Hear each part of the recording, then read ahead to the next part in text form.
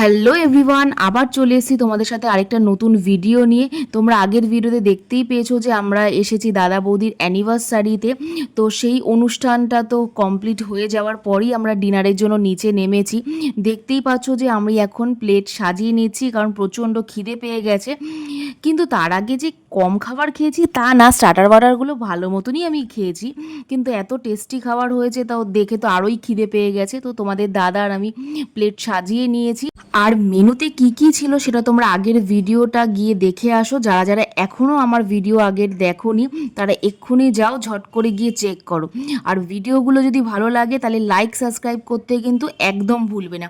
আর দেখতেই পাচ্ছ চিকেন ড্রামস্টিকটা কতটা বড় লেগ পিস দিয়ে করেছে, ভেতরটা ততটাই না জুসি ছিল, মানে মুখে দেওয়াতেই একেবারে মানে গলে আছে, এত টেস্ট লাগছিল। আর তোমাদের দাদার ফেভারিট মাটনটাও হচ্ছে ততটাই সফট হয়েছে, দেখতেই পেলে তোমাদের দাদা ভেঙেও দেখালো। আর তার সাথে ছিল পোলাও, ভেটকি মাছ, আরও অনেক কিছু ছিল। তো আমাদের যেগুলো ফেভারিট সেগুলো নিয়েই বসে পড়েছি। আজকে তো খাওয়া দাওয়াটা ভালো মতনই জমিয়ে হয়ে যাচ্ছে।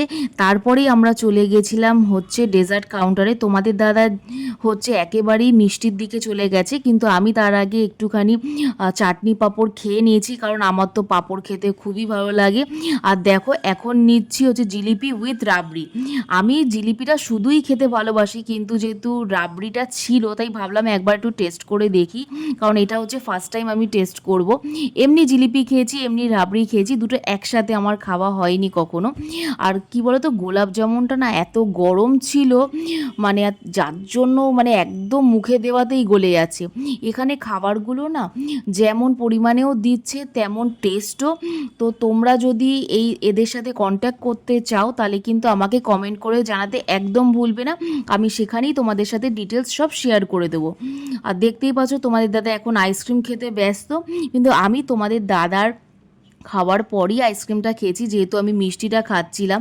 জানি না ওর কেমন লেগেছে এই জিনিসটা খেতে, কিন্তু আমার কিন্তু আইসক্রিমটা খুবই ভালো লেগেছে। তোমার মুখে মানে কি বলবো, ভেতরে বাদামগুলোও পড়ছে, দারুণ। তো চলো আবার দেখা হচ্ছে তোমাদের সাথে অন্য কোনো ভ্লগে।